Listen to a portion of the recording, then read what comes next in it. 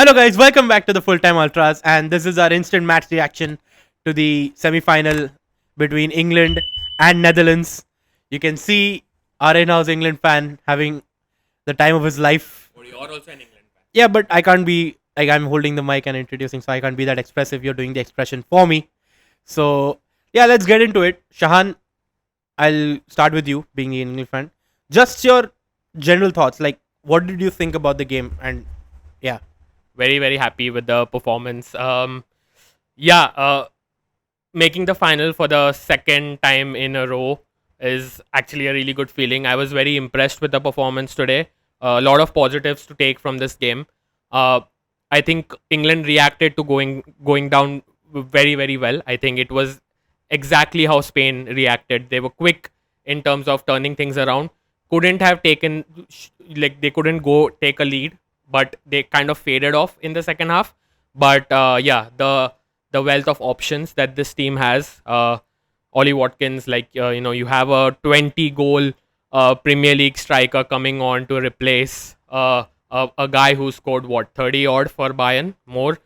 Just shows the quality Southgate has at his disposal. So yeah, eventually this was always going to be a game where it would have been won on personnel. And I think England having the better personnel, having better match winners at this point, kind of got the game in their favor. Aditya, I'll come to you with this. Like staying on England, we've always said that Southgate needs to be proactive with his changes and the depth that he's got. The bench is like it itself is a PL 11 and one full of match winners. So, and I've myself been an advocate that he needs to be more proactive and he needs to make changes if something's not working. Even today, he waited too long, like to bring on Palmer and Watkins, the eventual duo which contributed to the winner. Palmer with the assist and Watkins with a brilliant finish in the 90th minute. So, do you think that that's still the problem with Southgate, that he's waiting too long and depending on what he's put forward in the starting 11? Yeah, I think Southgate's been criticized for not taking the proactive approach, just being too afraid to change things, not being brave enough to take off maybe his star players if it's not working. And I think that's not the sign of a top manager. The top manager would immediately, if something's not working, you change it around. And as we're watching the game, Shan even mentioned that Netherlands changed their approach twice to adapt to situations in the game and to get like a foothold in the game. So Southgate really needs to learn from that, because all the other top managers would like De La Fuente wouldn't be afraid to make changes. They may not work all the time, but he's not afraid to change things. Nagelsmann, one of the best things I've found about him this tournament, that is he's just, if his plan A is not working, he has a plan B, a plan C, and it's he's changing these things. So stuff like this is really important if you want to sustain a level of success.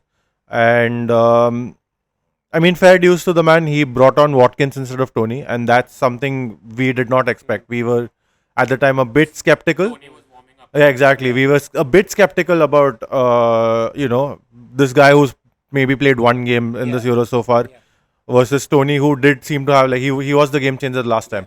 So that decision in the end did prove to be right. But yeah, I think he still does need to be more proactive, need to make changes a bit earlier than what he actually did. Shahan, like even during the game, you were very vocal about this, the penalty that England got.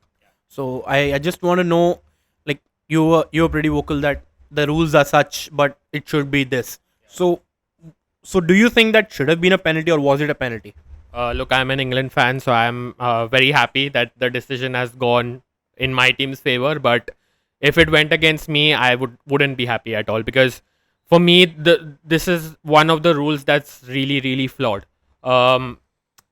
According to the rule, it is a penalty, but I feel that Kane gets the shot in, and for me, it's a very, very 50-50 thing, and situations like this should not be given a penalty.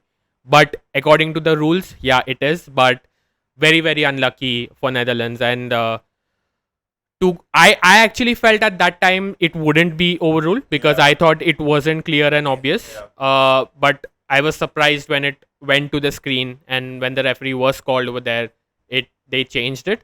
But yeah, I can totally empathize with the Dutch, and I can see why they feel that maybe they were robbed in this scenario.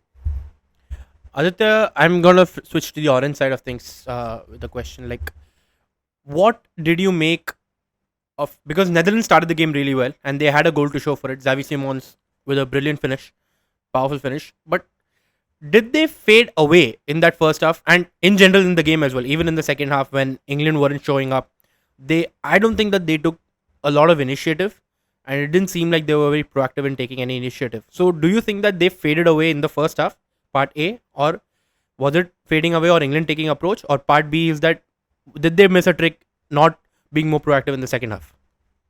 I think it's a bit of both in the first half. England obviously were forced to come out of their shell when they conceded, and thank God for that, because otherwise I dread to think what that game would have been like.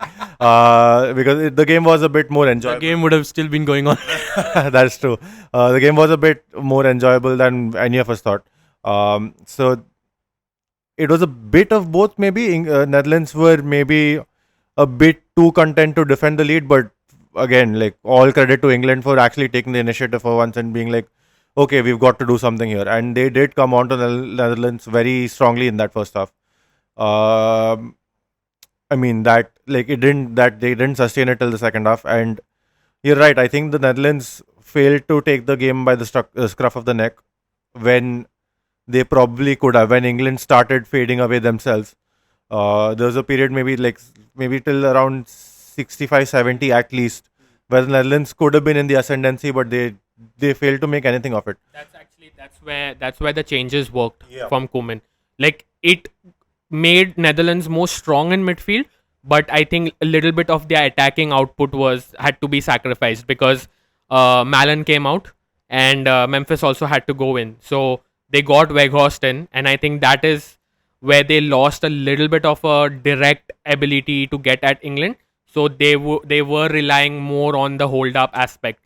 So I think uh, Koeman basically, I think he was playing to take this to extra time. That was what his approach was, and to just nick something on, because they're deadly on set pieces, right? We saw Dumfries hit the post with a really towering header, and then you had the likes of Weghorst and Van Dijk who could also make difference from the set pieces. So I think he realized that he does need to go a little bit strong in midfield, because England at one point, Kobe Menu, amazing game. Phil Foden was pulling strings as well in the first half. So I think that's where he sacrificed that extra attacking potent to go more strong in midfield. That's what I felt.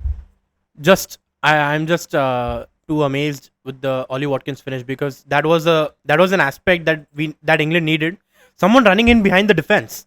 Like, it was basic, and we didn't need a CDM. England didn't need a CDM like Kane to play as a striker, and someone to run in behind, run with De Vrij and Van Dijk. We know their lack of pace, and like, we needed someone to exploit that. So, what did you make of Watkins and the finish, please?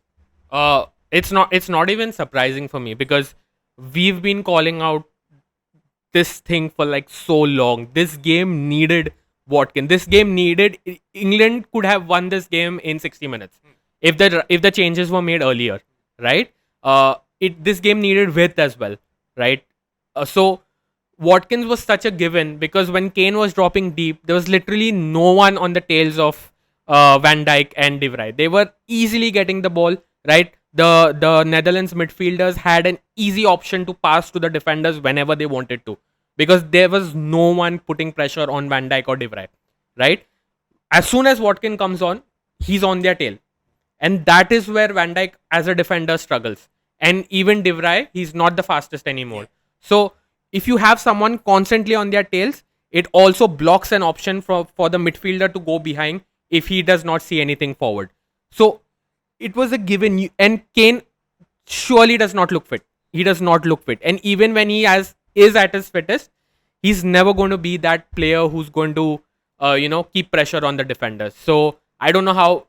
Surely he's definitely going to start the final, but yeah, Watkins, what a finish! He just takes that ball. The first touch is amazing.